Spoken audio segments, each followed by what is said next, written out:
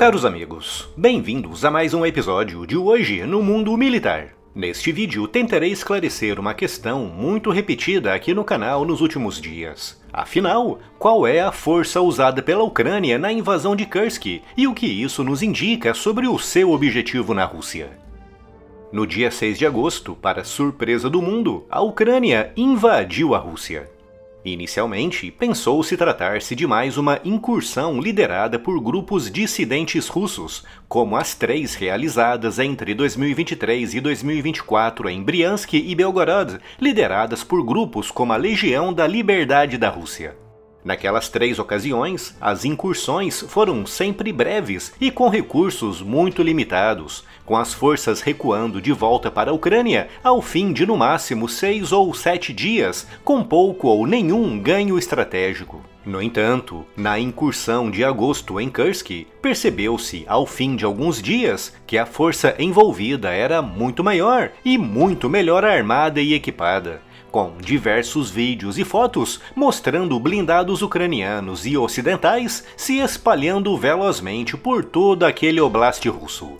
Graças a uma conjugação de fatores, como, por exemplo, o fator surpresa, com os ucranianos avançando de forma totalmente inesperada e contra um setor até então bastante tranquilo, e, tão importante quanto isso, graças à força ucraniana envolvida nessa incursão, o Ministério Ucraniano da Defesa informou que mais de 80 localidades e cerca de 1.000 km² de território russo estão agora ocupados, com um número estimado em mais de 1.000 soldados russos tendo sido capturados em apenas 10 dias de combates. Apesar de Putin ter declarado que está dando prioridade máxima para a expulsão dos ucranianos de Kursk, até agora os esforços russos estão sendo insuficientes, com os ucranianos continuando avançando em alguns setores e mantendo e consolidando os ganhos em outros. Isso levanta uma questão muito pertinente. Qual a força que a Ucrânia está empregando para invadir a Rússia?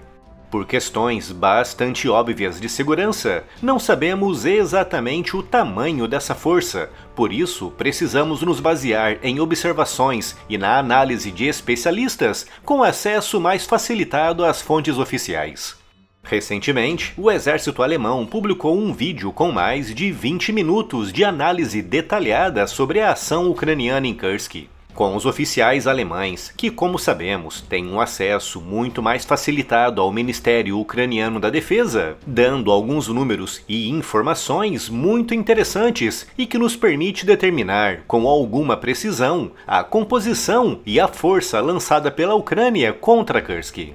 Segundo os alemães, os ucranianos lançaram, pelo menos, 4 batalhões em Kursk, com pelo menos 1 ou 2 batalhões na reserva, o que significa que, em termos numéricos, estamos falando de uma força de invasão de até 6.000 soldados, com outros 2.000 na reserva tática, prontos para o reforço de posições em perigo ou para explorar o avanço em áreas com uma presença russa mais fraca. Em termos de veículos blindados, os alemães não deram grandes pistas na sua análise, mas, considerando os números habituais de blindados que cada batalhão ucraniano costuma operar, podemos deduzir que pelo menos 2 ou 3 centenas de blindados de combate estão sendo empregados nessa invasão, desde veículos da era soviética como o BTR-80, veículos ocidentais recebidos pela Ucrânia desde o início da invasão, como o Stryker norte-americano, e, é claro, blindados pesados como o T-72, com algumas fontes referindo que o Challenger 2 britânico também está sendo usado como apoio a outros blindados. Como, em média, para cada combatente são necessários de 3 a 4 militares para logística, estima-se que de 10 a 12.000 militares ucranianos estão na retaguarda dando apoio logístico a essa invasão, elevando para perto de 20.000 o número total de militares que a Ucrânia destacou para a invasão de Kursk.